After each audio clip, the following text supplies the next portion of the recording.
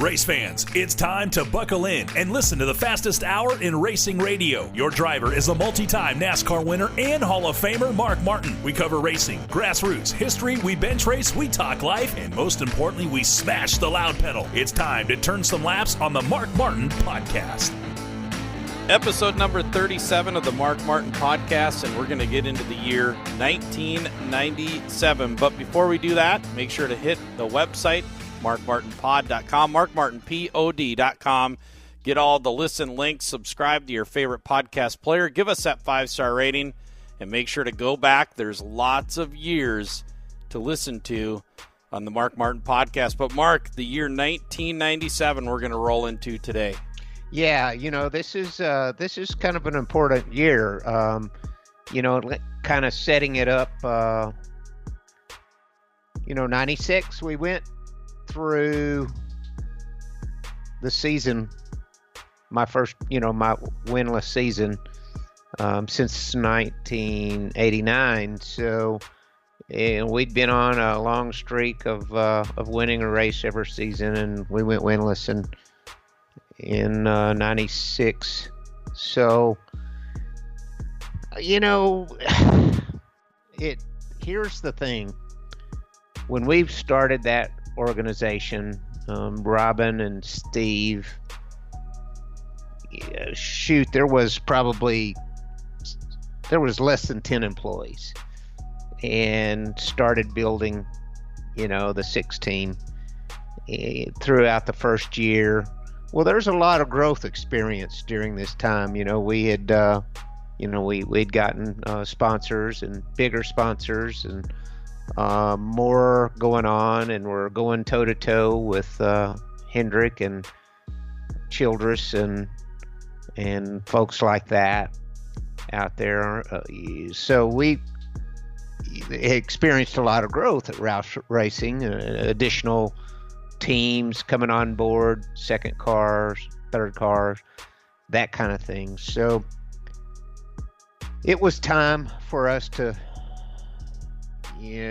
make some changes to our program after going winless in 96. So Jack and I and Steve managed to talk Jimmy Fennig into coming to work at Liberty, which Jimmy was living in Charlotte and been working for Bobby Allison. And Jimmy was the kind of guy that just absolutely would not change jobs. He was loyal to a fault. And Bobby's racing program, after his injury, Jimmy stayed on board, but the racing program suffered because Bobby didn't drive anymore, and Bobby was hurt, and it was a major setback to not have Bobby at the helm of that program. So we finally talked Jimmy into coming and making that drive every day all the way up to Liberty from Charlotte.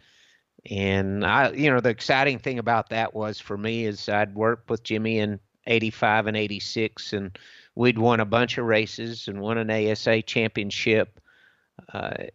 We had great history, great respect. We knew the chemistry was there, and we had gone from racing together with short track, late model asphalt cars in the 80s to made our way to NASCAR. And it was just only fitting for Jimmy and I to get back together. It was just a matter of talking Jimmy into making the move. So we got Jimmy, and man, we came right out of the gate strong. We sat on the pole to second race, the Rockingham race, and we had some problems on the racetrack. Ran strong, but had some problems on the racetrack. But make a long story short, we got to Sonoma, and finally pulled off the win. I crossed the finish line ahead of Jeff Gordon on my heels, pushing me hard, and that was a good one for us. We sat on the pole, and we won the race, and we beat Jeff Gordon, who was incredible anywhere, but especially road racing, but really anywhere. And I remember the in-car camera from that race. As soon as I crossed the start-finish line, you make a left-hand turn going up the hill.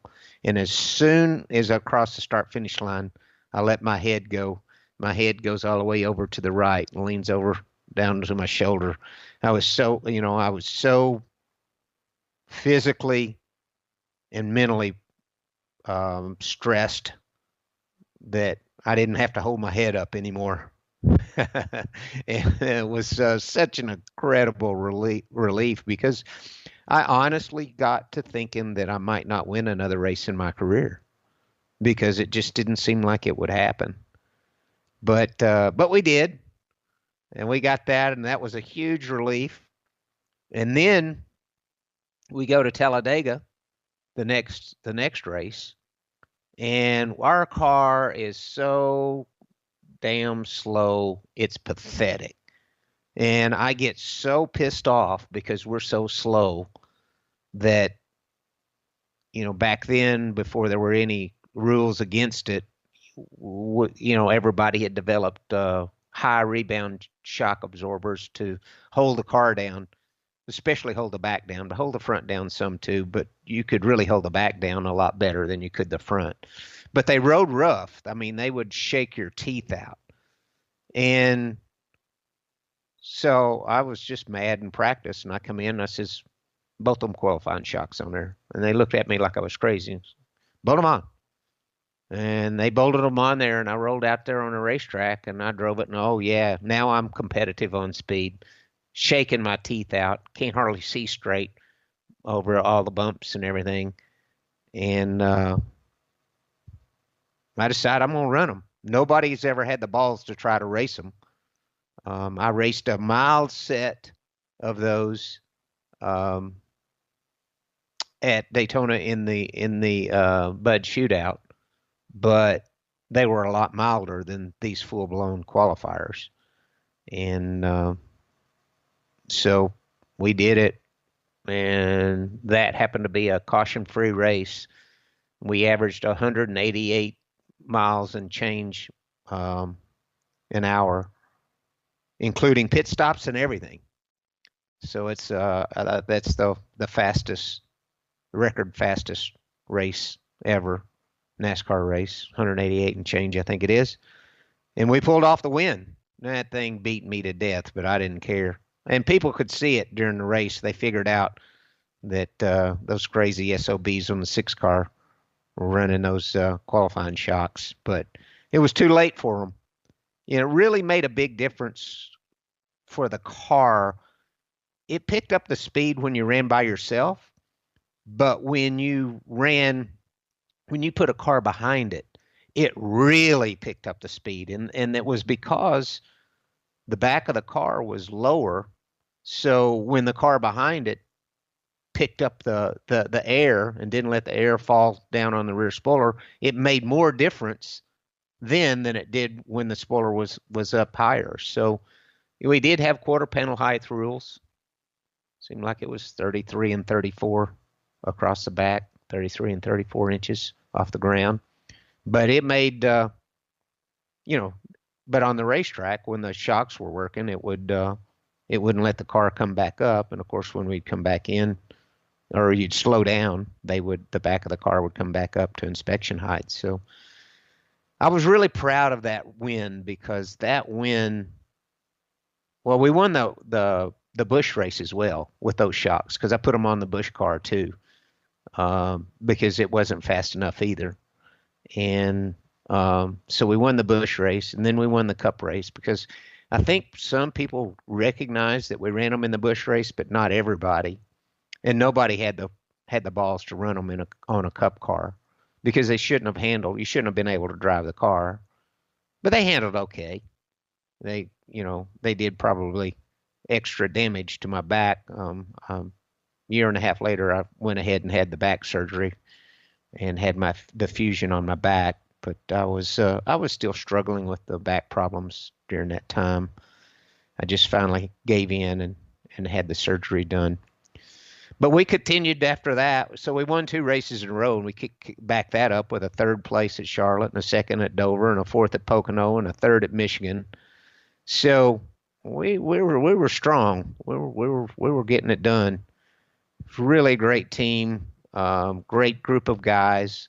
The 6 car always seemed like it was a revolving door for workers. It didn't seem like we managed to keep the same guys on that car for too many years. And a lot of times what would happen would be if they were really good, they would get promoted to the 16 car, one of the other cars. A lot of times in this instance, the 16, which was in the shop with us, would get one of our good guys and have them promoted up, like just a mechanic would get to be car chief or something like that. So this particular group and this particular year was a real breath of fresh air for us. We went on up to Michigan and qualified 2nd and won that race, and we went to Dover and sat on the pole and won there. And it was about time we started winning at Dover because it was my favorite racetrack. I was obscenely fast there all the time, but we blew right front tires out there constantly. It was asphalt back then, and back in the early years, and tires just didn't hold up there. And so we blew a lot of right fronts up, and finally we took that low snout up there, and it was. It always ran the right rear hot, so it blew the right rear out then. So we finally put it all together at Dover. So this was a good year. It was a good year. We had a lot of poor finishes. We had a 30th at Talladega, at the other Talladega race. We had a 25th at Richmond, 38th in Texas. See, that was Texas. 97 was the first year that they had to race at Texas. And we won the Busch race the day before, which was the first NASCAR race held there. So we do hold that record. But we also were leading the Cup race. And Jeff Burton had just got ahead of me on the restart to get his lap back. Jeff was a lap down, and he had just got by me to get his lap back, and I went up in smoke, blew up the motor, which was fairly happened fairly often, it seemed like back then. And so I got out of there, got to the airplane, flew home to Daytona Beach. When I got out of the airplane, while the race was going on, when I got out of the airplane, I found out that Jeff had won the race, which was fantastic for Jeff. I was really happy for him. But that's what happened there. We had a 24th at Darlington too. So we had a string of poor finishes based on reliability or accident issues, which kind of, prevented us. It was just another one of those years where we consistently ran in the top 6 almost all the time, except, when we had disasters. And it seemed like we could never contain the bad days. And so it really, really got us. But it was really, really great to be back on track and to be that competitive, be that fast, and pull off the wins that we did. So it was a good year. It was setting the stage for 1998, which would be arguably my best season ever. I argue that 2009 was my best season ever, but the numbers are pretty incredible in 98. So we'll cover that one in the 98 along with a new body style. We had to say goodbye to the Thunderbird and introduce the Taurus. And there was a lot of work went into the Taurus. There was a complete and total understanding now by everybody in Ford and in NASCAR everybody now understood that downforce was everything, which I had been understanding for a long time.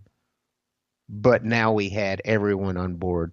And so the development of the of the Taurus was done right.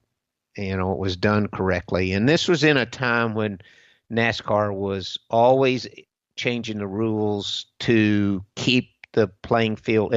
If a Pontiac didn't win a race for a long time, they'll give them more spoiler, or if a Chevrolet didn't win a race for a long time, they'd get more spoiler or lower valence or something like that. Or if a Ford did, they tried to keep parity